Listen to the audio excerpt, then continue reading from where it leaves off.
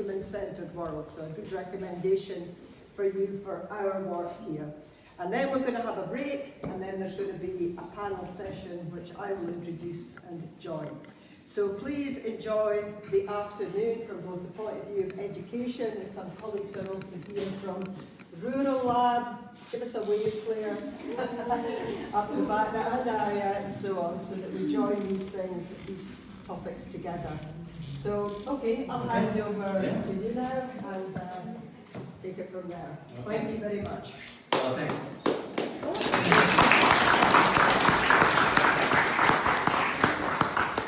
Thank you, Ariane. Thank you, Albert. This is really wonderful to be invited here in this. I'm still trying to wrap my head around what exactly this place is, but I've been having some really great discussions in the last 24 hours, I guess. I was here yesterday, and also really honored to be part of the kickoff for, I think, this next project that many of you are going to embark on. And I was trying to think about what I should talk about, and I've given many talks on this book. I gave out in 2021 and kind of doing an overview. And actually now I don't know if I was going to say, I'm just going to say I'm writing another book. I was going to say stupidly or whatever, but and part of what these talks are about are kind of trying to see what happened from when the book came out in 2021, how we've engaged this idea of more than human worlds, or thinking about more than human approaches to designing, and some of the issues that we've been dealing with, and also what has happened to my own practice. So, and I thought it would also be really helpful for you as you're about to start a project that you're really going to engage on, which I highly advocate in a very hands-on, experiential, embodied way, that it is about the practice, and it's moving beyond the concepts and the theories of what we might think about more than human worlds, of which there are a lot and they are important, but also how do we engage this as designers, which is really the question that I constantly have, and actually also what got me into thinking about more than human worlds and more than human approaches.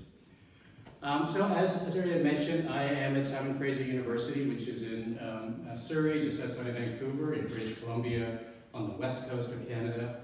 This is a picture of my research studio, actually outside my research studio. It's called the Everyday Design Studio. It's messy. We do most of the work there. These are some, not all, of the PhD students who work with me, and we all work together in this studio. And it's where much of the work happens. But as was mentioned, I have a 1/3 kind of secondment or appointment at Eindhoven University of Technology. I'm in the Making with Research Cluster, and this is some of us at a recent retreat we had in Tilburg in the Netherlands. So, I see. Look, I'm sort of my main areas, I suppose, in human-computer interaction. That's sort of academically where my home is. But I do research. But I see myself as a design researcher. So, what does that mean? Well, as a design, part of it is just it allows me to make things as a matter of research. I'm a designer. I like to make things. But I don't. In terms of design research, I'm not necessarily trying to make new products. Actually, I'm not trying to make new products. I'm not even trying to improve how to make new products. I'm not trying to improve systems for design. Why? Not because that's a bad thing. There are so many others doing that. That's great. You try to find where are areas that you can contribute and kind of look at things a little bit differently. So, but I am trying to think about ways to design better, and I'm thinking about ways in which we can grow and change as designers that I'll get to. There's a way to better cohabit the world that we're in. So I do take also I also see design as a mode of inquiry, as a way of knowing the world. I know the world through the things I make and how those things are in the world. That's, I guess, in a basic sense, what I mean by design researcher. So when I make things, or we make things, with the Griff's often a collaborative effort, we're often asking a question, and we're kind of embodying the question in the thing we make. But it's not just the thing we make, it's how that is in the world. What are the conditions by which something can exist in the world, or by putting it in the world, what questions does it ask of the world? This is in sort of academic methodology, research methodology, we call a field deployment or a field study. So we put things into the world, they're often there, we study them for a long time, 1 year, 2 years, sometimes 3 years. We're going to talk about a project now which is going into its 5th year. And you know, it just, to me, it kind of meets the complexity of engaging the world through design. That is what happens, things, the way things exist in the world and with us, and how we exist through them. It really has this kind of complexity that needs this kind of duration. And as an academic, I write. So I take the things that we do and I write about them, what the results are, observations, reflections. But over the years, I've really seen this as a kind of holistic practice. So to me, it is about making, it's about putting things in the world, it's about writing. And it's a kind of circularity, they all inform each other.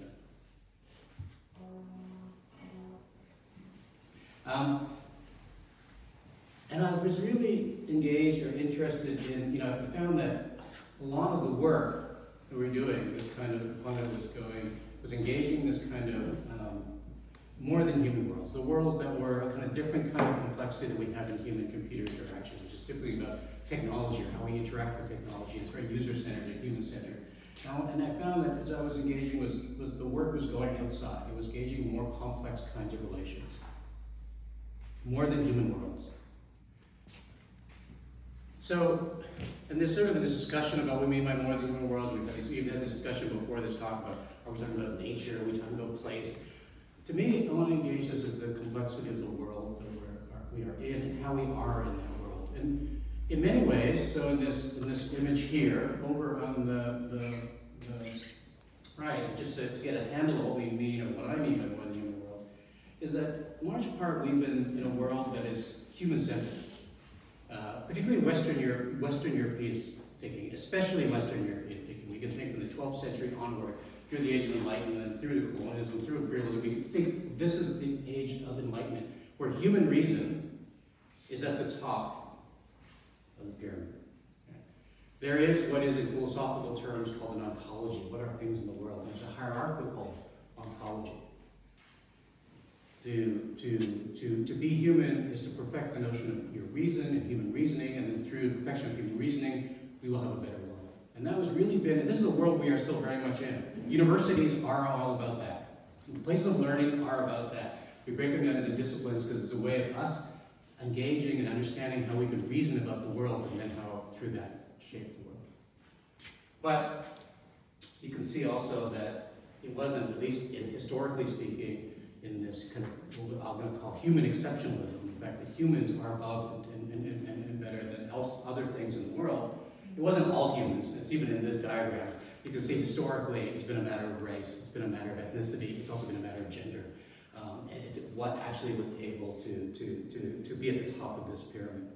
Now the big shift in more than human thinking, kind of grounded in post-humanist philosophy, thinking past what this could be called the humanist moment, moving into a post-humanist moment, was a shift in ontology to what's known as a relational ontology. It means a couple of things. It's also called a flat ontology.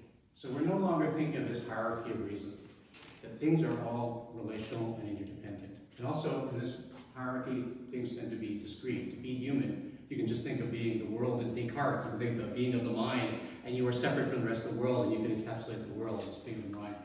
In a relational ontology, you're interdependent. To be who I am is in relation to not only others socially, but also the place I'm in, the things I'm in, the non-humans that are part of this. We're all in relation to each other. And also what's important is that it's not in human exceptionalism, it's just the notion that human agency is the most important, if not only agency that's really at work. The world is shaped by us. In this relational ontology or flat ontology, it's shared agencies. Others have effects on the world, shape the world, in philosophical terms, co-constitute the world, make the world that we are a part of. And the minute you walk outdoors, you know that. Just innately you know that you are not shaping this world that you are experiencing alone. It is shaping it alone, not being alone. That's too depressing. Okay. So in thinking through this was really what guided the things we could design. Trying to think about what would be the impact, what would be the understanding of this in design terms. What's the impact of this on practice? How do I think about a design that's relational? What I call designing with. How do I shape the goals and the aims of design beyond just human needs and human use and human desires, toward an aim or a goal of better cohabiting more than human. So that was sort of what I was working on and thinking about through this things we could design in a way to engage these ideas of more than human thinking or post-humanism in relation to design. A lot of theories, a lot of philosophy. The book covers a lot of that. They don't all agree. That's all good, but also, you know, I don't want to simplify. I just want you to know that this is the case. And it's a lot of issues for other people to think about. How does this impact the practice that they're engaged in? So, a colleague like Laura Forlano thinking about post-humanism in design, or Sarah Watmore thinking about geography. How does this change geography, which is typically been historically seen as a human enterprise? Or Max Leguaron, who's looking at colonial studies and indigeneity and thinking about the relations of indigenous ways of knowing, which we really preceded much, and others, and I would say Eastern ways of knowing, which already had some of this relational thinking as very much a part of it, and sort of bringing this back in relation to some of the now late to the party kind of Western European thinking around post-humanism. But nevertheless, everybody's thinking about how do we engage practice when this sort of shift in meaning. So I've already hinted at this, but for me, the way I like to really kind of ground my thinking about this is to think of, one, shared agencies. We are not the only agential actor in the world, and often the effects we have are shared with others, non-human others, more than human others. That together, it's our interdependency and our relation with each other, that things happen in the world, that the world gets shaped, the world is made. But what goes with that is our interdependency. You know, we cannot, I mean, despite some fantasies, Elon Musk, you know, where you're suddenly just going to leave the Earth and go to Mars, we have no such, we cannot be afforded such fantasies. We are interdependent with this very world that we are a part of. The way the world goes is the way we go. In fact, it will probably exceed us. And so this very relationality, this understanding that we are interdependent. So this goes back to kind of way of fleshing out for me that relational ontology or flat ontology I showed you. Really nice way to think about this is eco-feminist, cyber-feminist philosopher Donna Haraway.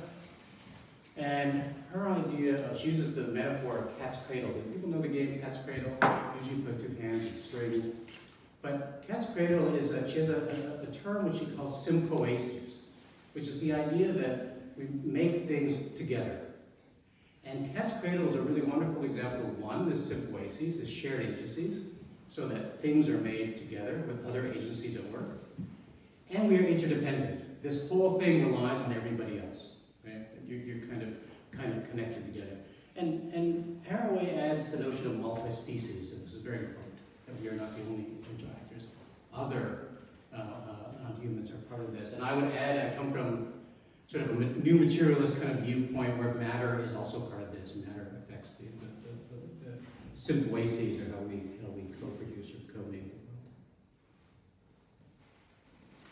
This kind of relates, in some ways you might think about this ecological thinking, so this idea of ecology.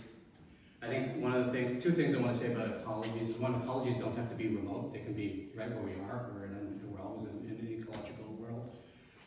This actually is a picture of my front yard. First of all, I'm really lucky to have a space like this and have a front yard. I'm also really lucky to live in Vancouver, which doesn't matter. Well, I mean, things grow, like crazy grow. But this is sympoiesis. This is shared agencies of the garden. There's an ecology. Things come together to grow together. And I can't take credit for this. The human presence being my partner, my wife, Resha, she's the one who really can garden. You know, I like to, but I'm nothing compared to what she's able to do. But this is together with this kind of ecology that one can make something, one cannot predict what is going to happen. But it's really, be careful that we sometimes tend to separate out ecologies as a natural ecology or an environmental ecology. I want to be sure that when I refer to ecologies, there is what I refer to, what Bruno Latour calls a political ecology. It's not just a natural ecology, but there's also a cultural or political aspect of this. There's history. There's this co-shaping that I was talking about before. This is a map of Vancouver. And I live right around here. And this brown line is the pre-colonial shoreline. So the body of water can flow into this broader shoreline. And since that period, it's been filled in for industrial land or for whatever else, or just increased property. Of course, there are also these creeks and rivers. They've been covered over, so it's great property, like my own property, that we could literally create settlement. But I showed you my garden and the kind of symposium, the kind of ecology that forms that garden. But at the time, it was a very different ecology, a very different set of kind of plants that would grow together, and soil, etc. And this, what we're in now, is shaped by this history. So land is shaped by history, biology is shaped by history, and histories in turn are shaped by biology. So that's what I mean when I talk about ecology. I think we have to really keep in mind that we're not separating ourselves from the natural world in a separate ecology. Okay, so that was just the kind of background to what I'm talking about. Okay, I know that was a lot, but you know, the key points there is a shift toward a relational ontology where we have shared agencies and we're interdependent in the world that we're in. When we think about ecology terms, we can't separate out nature from culture from politics. This is a political ecology that all forms together. I'm talking to Irene, I think I'm talking about highlands, place that's 800 years of co-living between people and land is what this ecology is in the broadest sense here. This is actually, you know, a good example of what I was talking about, political ecologies. Okay, so but what do I really want to talk about? I'm talking about this idea of backyard practices, because I think this might help some of you you're engaging in. I wanted to and it's part of what I've been going through when I think about designing I've been doing and the kind of how I've been designing. This is a recent paper I wrote with a number of colleagues. And the gist of it is that we found ourselves moving outside of our studios, moving outside of our labs, moving outside of our bio labs to do the design and to do the work that we were doing. Not just that we were making things and putting them in the world, we were actually finding ourselves designing in the world. And, actually specifically, for starters, in our backyard, we use this as a conceptual notion of, that I'll get to, but it's not literally just the backyard, other times it literally is. So these are my co-authors on this. This is actually, I'm on the bridge together with Linja Oltjes, who is a assistant professor at Eindhoven.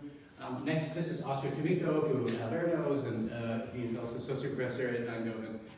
And he actually visited me in Vancouver this past summer, and this is him on Vancouver Island, next to old growth cedar, which is, if you've ever seen an old growth tree, just the size of it is unbelievable. Nazma Saki, who's a master's student, worked with me, and then Ega Koko, who's a PhD at Eindhoven. And it was the five of us that worked on one of them today.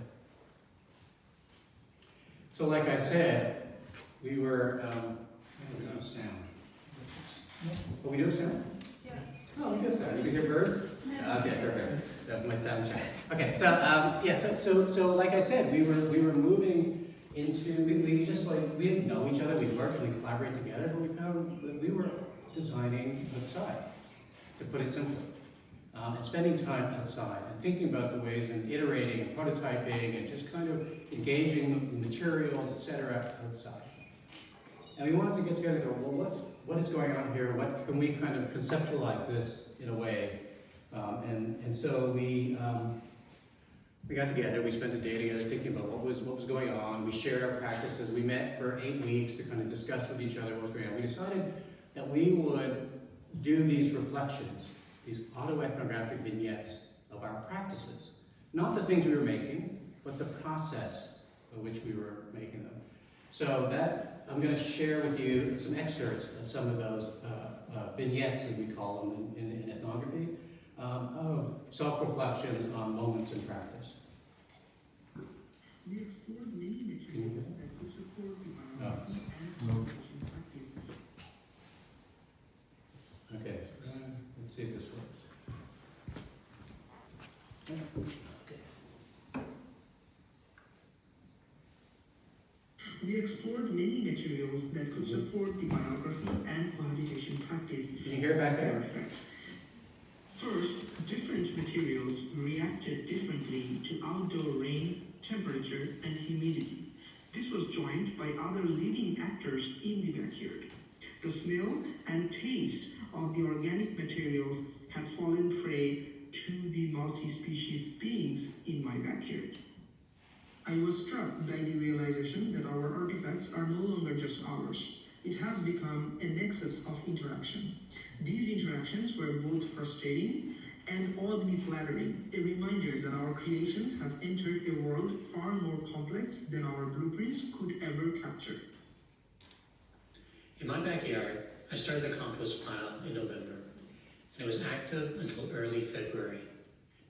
In the 4 months of working with the compost on almost a daily basis, I was better able to attune and experience its changing colors, textures, and smells.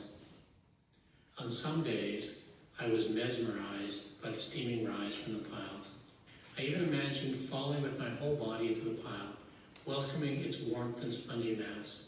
I began to see these sensations as anthropic glimpses into the life of the PHA, cork, paper, and cotton yarn as they transformed into soil and humus.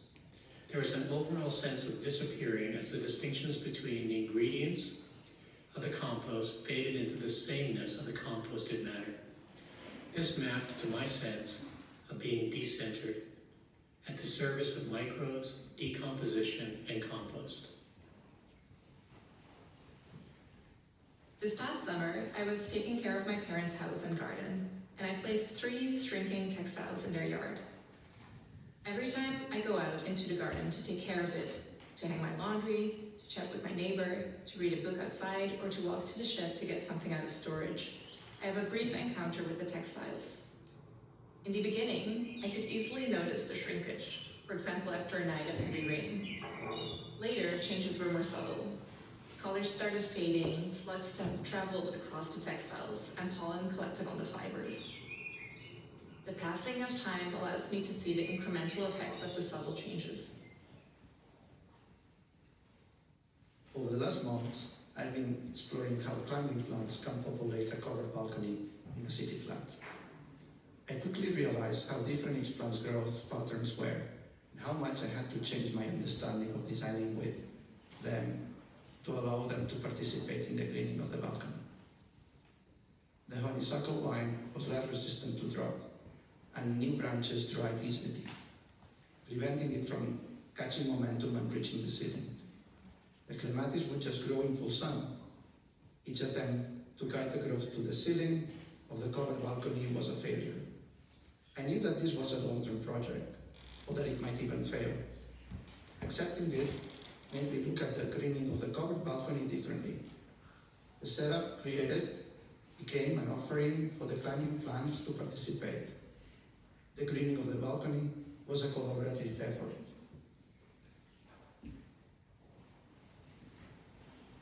I have been visiting a garden in Frederiksborg for a few months for a research project. The garden was previously a horticultural school and is now undergoing restoration after being left alone for almost 2 decades. I have witnessed the quick changes in the landscape due to the restoration and the slow changes that come with changing seasons. It takes me around 3 hours by train to get there from where I live. In that sense, it's not really my backyard. However, I'm trying to turn it into a sort of a backyard by temporarily moving my living space closer through a residency program. So when we, in our sort of our method, when we write each of these vignettes, we then write a small reflection on why was this vignette important? Why did we write this? And so, you know, when I was talking about doing the hot compost, and this was a way to actually see whether the materials we were working with would actually compost and compost safely. You know, if anyone here has ever done a hot compost, first of all, it's a massive material. I mean, it's like the pile is about this high. It requires mixing of carbon materials and nitrogen materials. Nitrogen materials are food waste, steer manure, coffee grinds, it stinks. And there's a lot of shoveling. You have to shovel it every day to aerate it, to bring oxygen into the microbes. So first, it's really quite disgusting. And it was, for me, it was a chore. But daily, doing this, I start to feel that I was changing my relation to the compost. The compost itself was changing. And as I mentioned in that vignette, I actually became not only attuned, but really quite charmed and enchanted by the whole thing. I wanted to become part of the compost, and I kid you not, this was really the feeling that I had. So it was a change of experience, through this kind of willingness to be transformed. Another vignette that we talked about was when we would make these things, this project which we're doing this project on pollination ecologies, and it's actually literally in my yard. And we've been doing this now, it's getting into its 5th year. And we would prototype and make materials, and we would leave them for the season, the summer, for example, in my yard, and see what happened to them. Often they would fall apart or decompose. I'd spend time climbing in the garden, like on my stomach, to see where the materials were, or staring at a prototype we made for an hour or so to see what was happening. And it was this kind of ability, because it was my backyard, that I could experiment safely with configuring and reconfiguring myself. And I think this is what I'm going to come back to, how we engage the more than human world. We too have to change. We have to configure ourselves differently. And I mean this specifically, we have to configure ourselves differently as designers. Often when you do a design project, we think we are in charge of the timeline. And as the thing that we are making evolves and develops, it goes from concept to prototyping to iteration to testing, we drive the timeline. Not in our experience with the backyard viruses. The key protagonists for the non-human temporalities, the seasons, the pollination cycles, nesting of the bees. These are all these are the temporal protagonists. That, in a sense, this is why our project has taken 5 years, because we can only work in the summer, or it's a different thing in the fall, or the pollination cycle of oregano is maybe a couple of months. And that these are the things that drive and we have to attune to and work with. Everything okay? I had in the Think of Good Design, I've written about idea of biographies. And biographies are thinking about things we make beyond human use. Thinking about their more than human life. The more than human biographies are the things that we make. And I think this was really clear that, as mentioned by Nasmus in his vignette, that the notion of the complexity of this world is something we can never know. So often we really try to kind of prototype and design for a world that we know, and that we have to really accept the fact that we design for a world we cannot know. Donia's reflections on the shrinking textiles, she actually migrated around. She lives in Rotterdam, at the time lived in Rotterdam, had an apartment there, but also house at her parents' place in the summer in Amsterdam, and then she would also house it for friends in different cities. She actually had different backyards, different balconies, and this is where she put her project that she was working on, this weaving textile project. But it was in this constant sort of being there with these things as she hung them, that there was no pressure to demo these things. There was no pressure to show them. It was just to live with them, but also there was this social routine, just of being in this kind of in proximity, going out to the shed to pick something up, or watering plants, or talking to neighbors, and she would catch a glimpse of the thing that she was designing with and see what might happen. And I'll point out later how this is really important. Another project she did was growing flax in her backyard. And without knowing what the flax was eventually could be turned into linen. She could spin it into linen and then weave with it. Not knowing how much linen would actually be produced, not knowing what would happen, you have to commit to the growing, so what she called this kinship with the flax. And as it turned out, there was a summer storm that, even despite all the labor and it was growing, completely destroyed all of the flax. But nevertheless, what she got from that was spending the time and having that kinship and the commitment to work with or grow with the flax. Oscar talked about how he was trying to green his balcony in Tilburg. And you can see in the photo here, he has like a network of wires and grids up on the ceiling. There's bamboo here. This is where he was hoping the plants could grow, directing where they grow and how they kind of climb. And of course, they climb how they want to climb. They go where they want to go.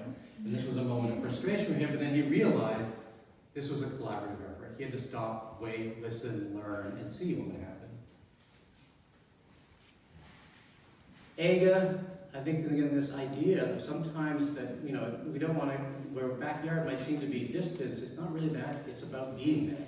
And so for Aga, it was about finding a place, no matter where it is, and routinely going there, making it her backyard, creating familiarity, using time.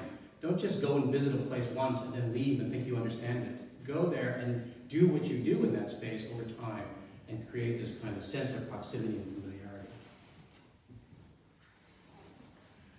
So in kind of, how do we kind of distill or kind of bring out other aspects based on these vignettes and try to understand, conceptualize on some level to share what this idea of backyard practice is. And we break it down into two things. First of all, what do we mean by backyard? It's not the backyard. It's a conceptual notion of place that we can engage with as designers. The first important element of a backyard is time. You spend time there. You know, obviously, if you're living there, you spend time there. But if you're not living there, you commit to go back and forth, and you spend time. And time appears in any number of ways of which we attune to. There's the phenology ways, I was talking about the biological cycles. There's kind of the train trips that we're talking about, months, years, seasons. We pay attention to the non-human temporalities that are at work. And they shape your practice. They shape how you're engaging that world. They shape what you're going to make, if you let them shape what you're going to make. But time is important. You don't notice this. You don't notice the dimensionalities or multiplicities of time unless, in a weird way, you spend time there. Liminality, which is, so the notion of a backyard is sort of a, indoor-outdoor. What is your backyard? It's both an architectural space and a quote-unquote natural space. Its liminality is the space in between. It's a porousness. And there's a lot of liminality that you really actually want to engage. You want to engage your own boundaries in terms of who you are and what you can perceive in the world. My change with the compost, where I was looking at this as a chore that I transformed and I explored what it might be to kind of engage in a kind of non-human kind of presence. And the idea, so for example, where yes, compost smells, or has a smell, but am I willing to smell it? And to shift what my boundaries are, and to occupy at some level, find a space where we can cohabit, we can occupy space together. This idea of lying down next to things, to see perhaps the slowness of the way that we were using pine resin in one of our prototypes, and to see how that changed in the world. But this idea of also just waiting. Sometimes we don't act as designers. We want to go in there. We always want to act. We always want to do. And I think sometimes we simply have to wait as a moment of kind of seeing what appears, seeing what's willing to participate, seeing what's willing to engage with you. And lastly, proximity. So it's related to time, but it kind of creates another way of seeing the world that you are cohabiting. This idea of daily tasks in space. If you, I think I was talking to Griff. We were talking about cycling, and when this process, cycling from there to here, day in day, you notice differences each time. It's not the same trip, and actually you accumulate. And it's this notion of having that kind of constant proximity or routine to a place. It allows you to kind of safely explore stuff, because and also allows you to sometimes, proximity, we were talking about the studios here, and you might be looking at your studio, but I'm guessing, a lot of the time you're just looking outside the window.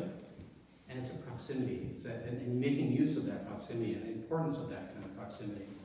And thinking about making ourselves proximal to more than human worlds.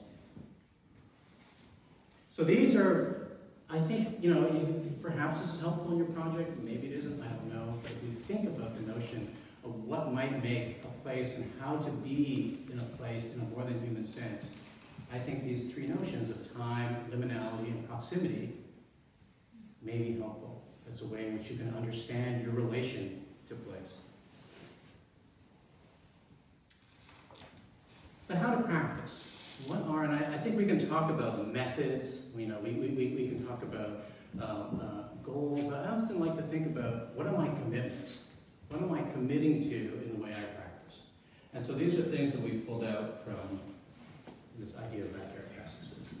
So the first is this commit to practice decentering. So I showed you that relational ontology illustration. It's really easy to say, it's hard to do. To make oneself seen in relation to something else. To decenter ourselves. To think that something that is not human perhaps has equal agency or important agency in relation to us. This is not something that happens right away. It's something you have to practice. You have to engage. And you have to kind of be willing to do this. And I think backyard practice help you do this. That duration, that proximity. Consistently engage non-humans as part of the process. One way to think about studios, one way to think about labs, there are shelters. But really what they are shelters to keep non-humans out. That's really what they are. If you go to your studio, you walk in there and you hope that the mess that was in your studio is the same mess that you left it in when you left. Nothing else has occurred here. This is separating yourself out from the world. Wherein More Than Human Worlds is about actually constantly engaging non-humans as part of that process. Being willing to go to a place and see something happen and come back and see something has happened while you were not there. That was through the participation of them. This is Oscar and his plants. See that the plants wanted to do something, not what he wanted them to do.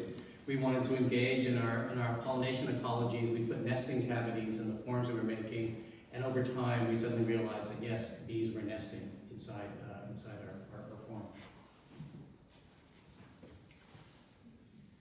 Dunya, growing flax, not knowing what the outcome is going to be, putting things up to see what they might be in the world. There are ways of kind of acting without knowing. And I think I was talking before about the complexity of the More Than Human World. We can't really, Nassim has talked about this. We can't fully know. But it's not that the response to that is it doesn't mean that we shouldn't act, but the one way we should think about the way we act is we act with humility. There is a level, we have to think through what, not just always think through what the unintended consequences are, but actually before that, even act with a level of humility, which unintended consequences are already minimized. And so there's one way of kind of constantly, incrementally over time, continually acting with not knowing. Dunya would talk about she'd go and hang laundry on the clothesline and then catch the glimpse of shrinking textile and notice some difference in a way that she probably wouldn't have noticed if she just went out and looked at it. This is this idea of kind of, again, this proximity notion of queerly designing alongside. This idea of queer comes from Sarah Ahmed. She talks about queer phenomenology. It's about the idea that we have phenomenological relations to the world, but sometimes in our daily routines, we might look at it suddenly differently. It kind of gives us a queer sense of what that is. And those are really insightful. They kind of change. It's the surprises within the routines is one way to think about it. And again, it's allowing for some of this engagement with the More Than Human World, the richness to be present, and for us not to be the only presence. And lastly, learning to be effective. So affect, we think about emotions, and emotions are kind of individual senses, they're the feelings. But affect is the emotional relations between things. And if you think about the compost, I mentioned, I think I was enchanted by the compost. I had an affect. We tend to think about design as a rational process. We tend to think about design that we're going in there to fix things. We tend to think about design that we have this plan and there's going to be this outcome. But design engaging More Than Human Worlds is complex and it's emotional and has affect. And sometimes working with that affect and learning to be effective is a way of learning, a way of engaging with the world around us.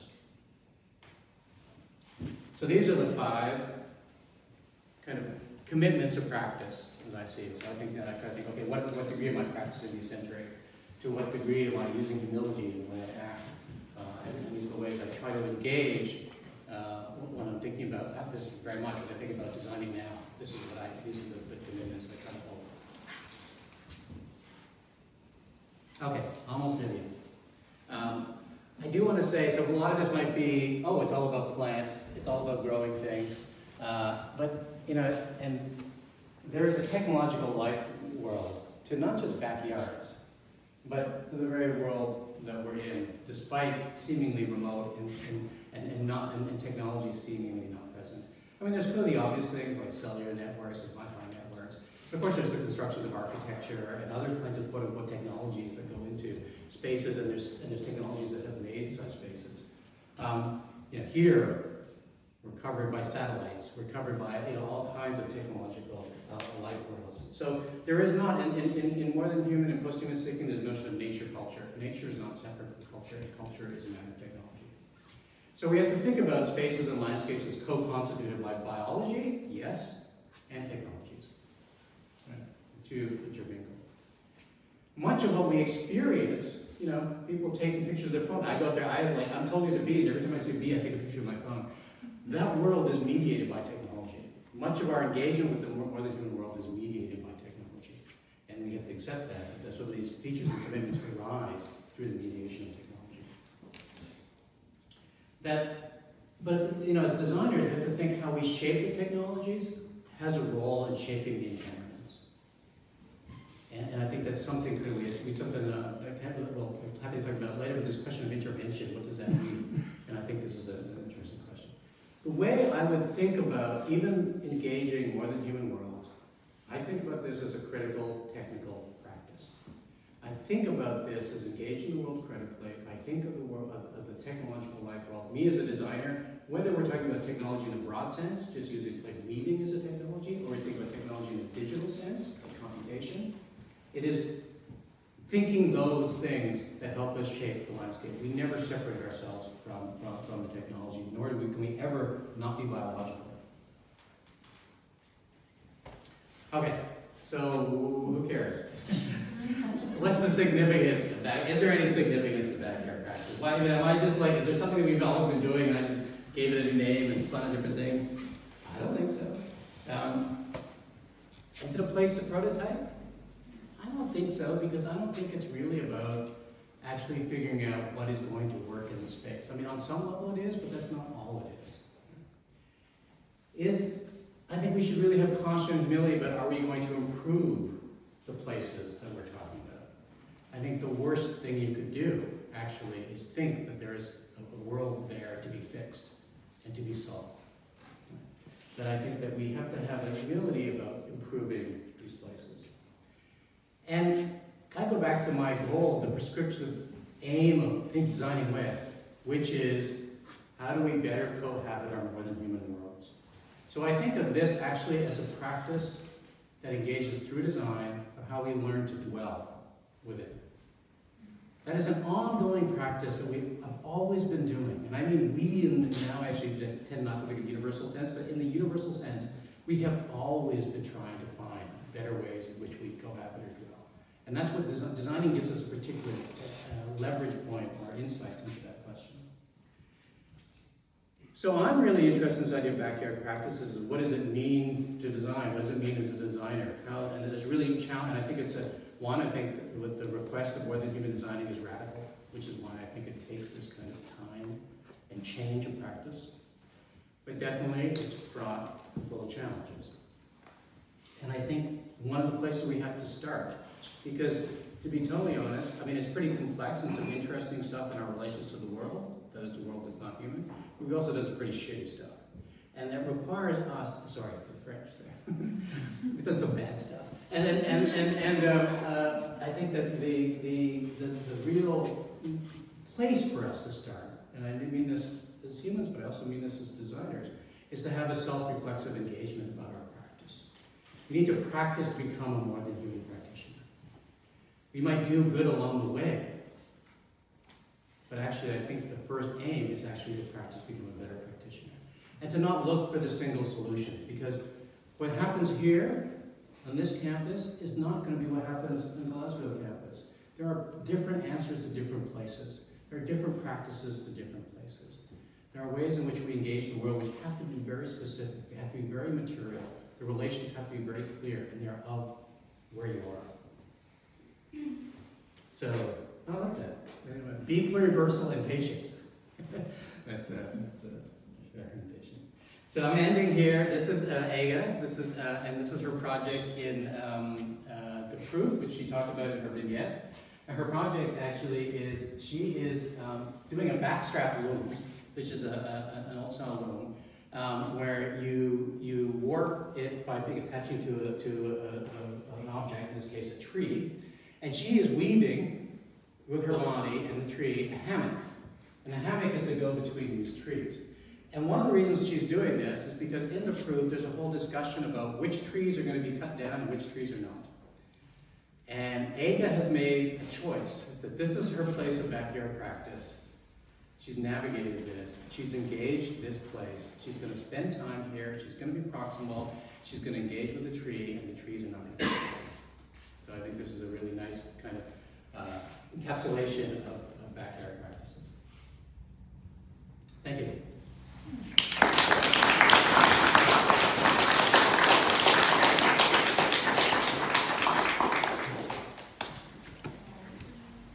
Great, thank you.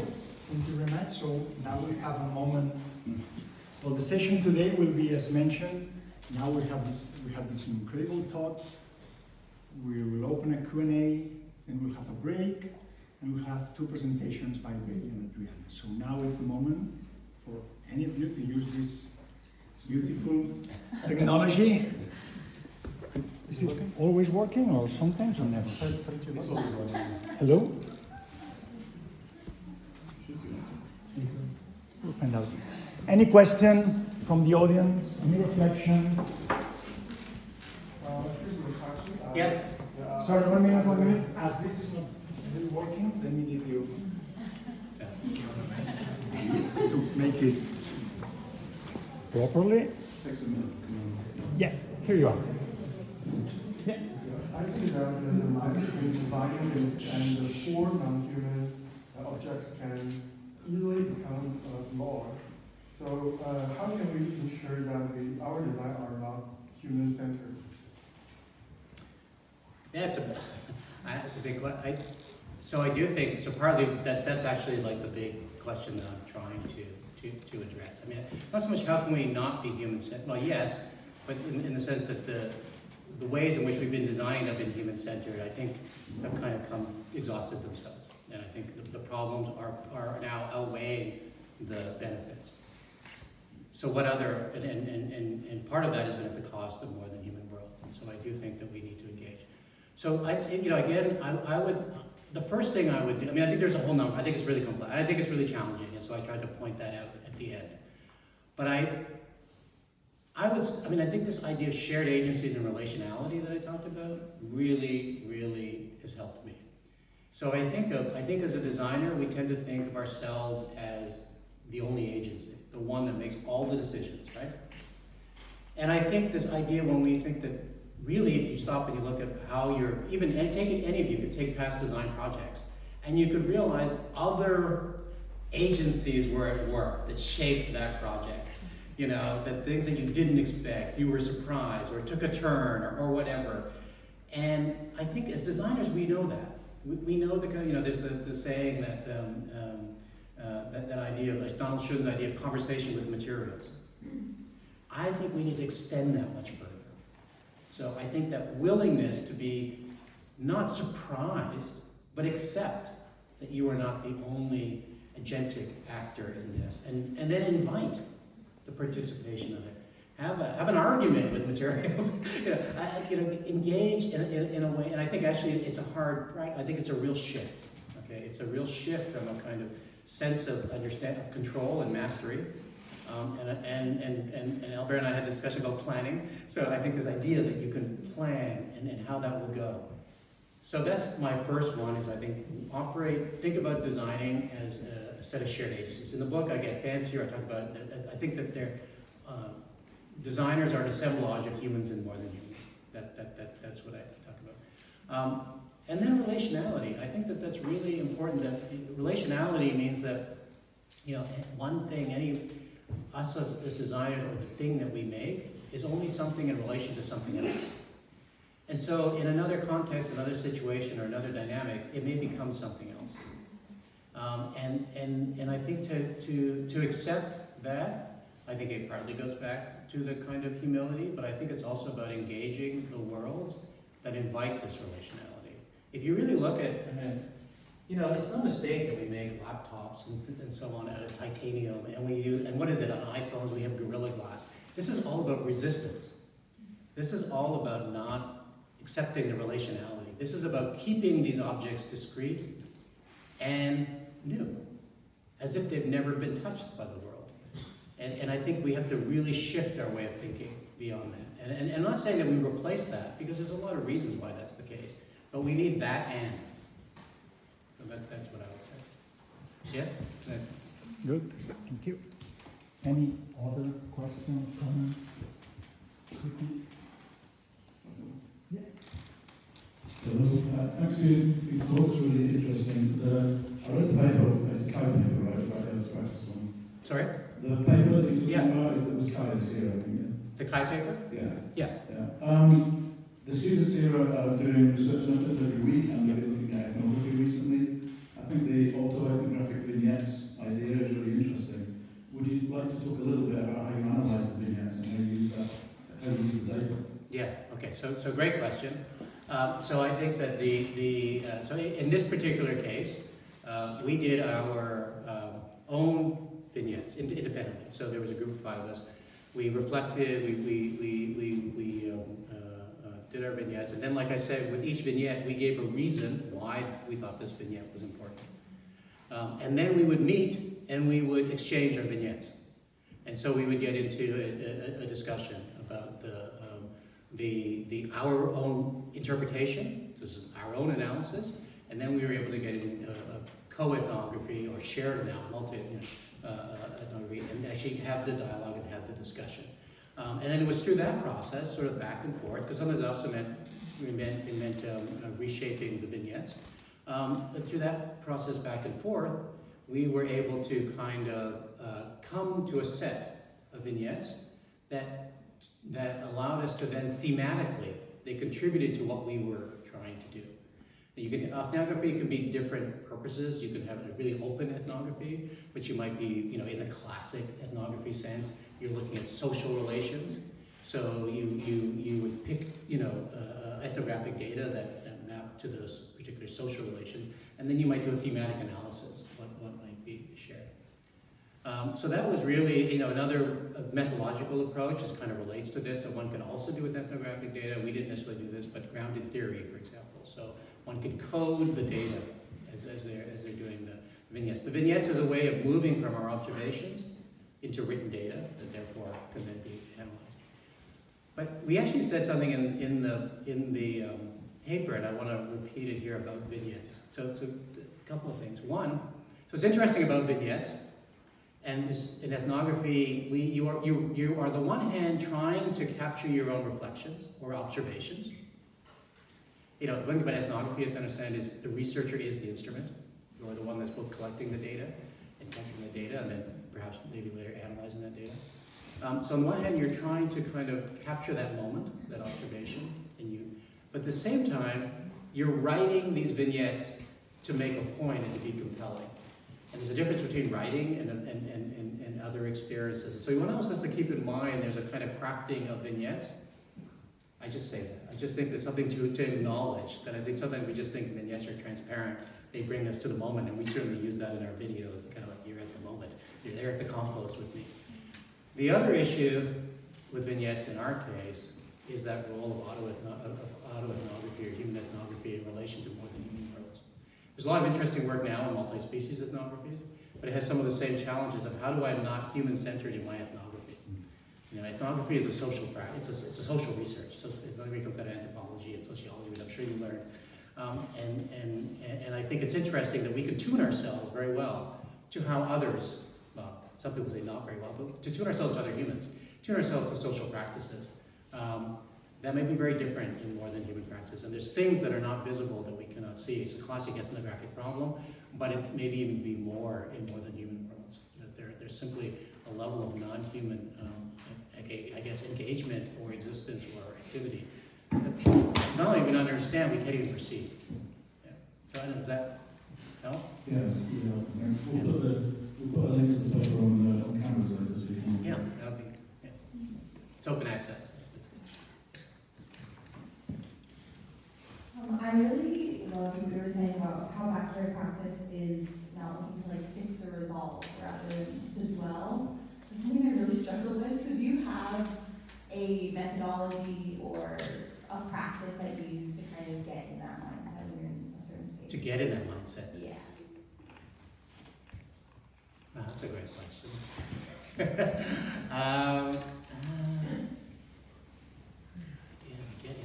I mean, because it's interesting you say that. So I think I can think of different things. I mean, actually, so two examples. So one was real easy.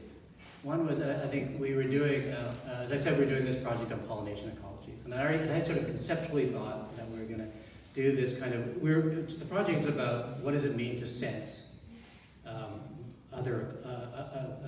what does it mean to sense pollination ecologies? That's just. How do we become part of that ecology through sensing and through use of technology? That's the broader question. And specific to pollination ecologies are bees. And we're really interested in specific bees, in solo bees, not honeybees. it's another discussion, but solar bees are actually really far more compelling, more interesting, and they speak to ecology more than honeybees. So one, the bees got me into the mindset. That's the easy one. So I was actually writing this paper, at the beginning of this paper, and I was on my back deck outside. So actually, first of all, it was be outside. So it was easy. It was a sunny day. And I just planted this oregano, and it was flowering like crazy, and it was just covered in bumblebees.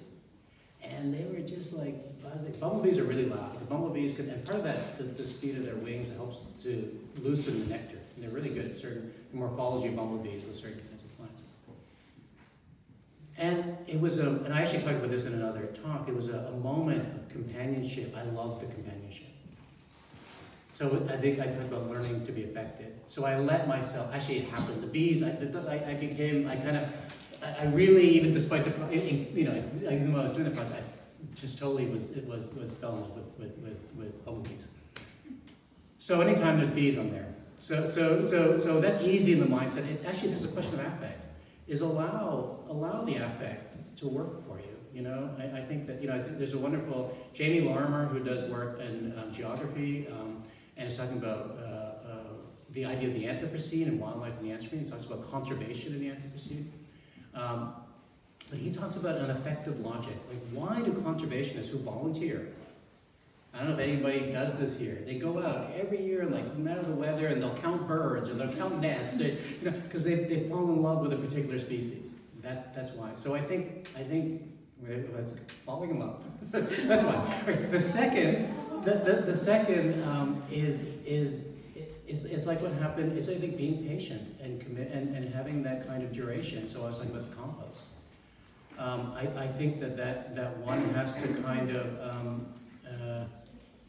I think it's really a question of patience, allowing routine and duration to work for you. I think in most cases we're going to start from a fairly human-centered perspective because that is our world.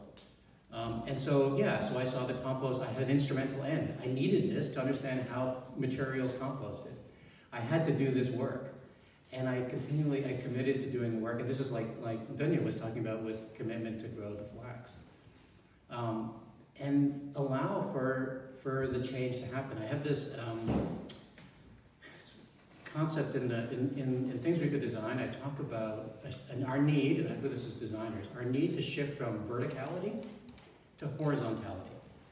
So verticality is humans were really good with verticality. We love being vertical, and as designers, I think we love sticky notes because we can look at them on the, we love the overview. We can look at everything. We have this view above. We like to look at the horizon.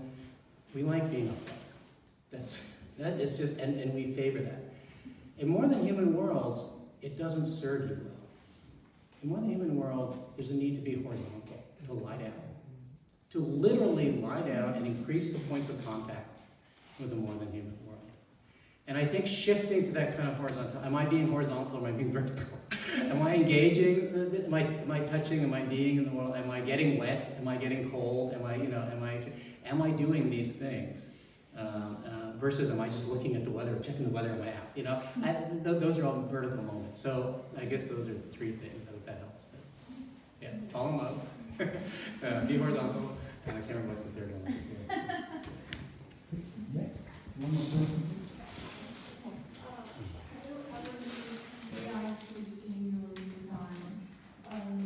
If so, which tools do you choose for aspects? Focus on? Okay. So I do not use AI generative tools. That's huge. And I don't use ChatGPT. And I think now that Sora has come out, I think it's a good thing. But I do use machine learning and I do use AI. So for example, in this pollination ecology, we've done it in different projects. In this pollination ecology project, what it is actually, we're trying to do, we have these forms that have cameras on them. And they're trying to take photographs of bees pollinating in relation to other plants. But I did not want a 24/7 surveillance of bees, plants. I also didn't want motion capture. I mean, not motion capture, motion sensing. I didn't want this constant surveillance.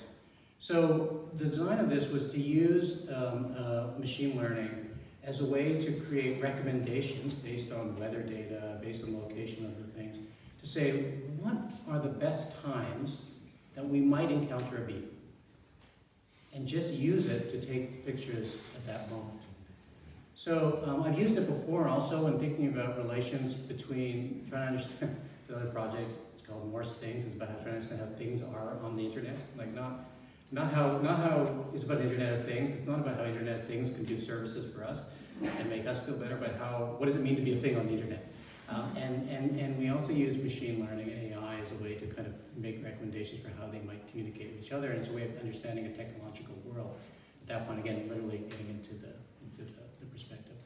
I think it's interesting, though, on one hand, it brings up all kinds of questions. Maybe that's another discussion. Maybe that'll come up in the roundtable. I think about AI and more than human, and I think that's part of what I'm trying to do is not get into this discussion that more than human, not in a discussion of more than human intelligence or more than human non-human consciousness or sentient beings. And I think AI, there's a kind of certain kind of research on AI which wants to push toward AI as being this kind of other consciousness, which is a whole other discussion. But I don't know if that's where you were going. I don't think it was. But I guess the short, if I'm thinking about AI tools the way, if I understand you correctly, I use AI rather than AI tools, I suppose. Does that make sense? Yeah. Thanks for answering. Good. So thank you very much. Thank you, Mr. Thank you for this excellent talk.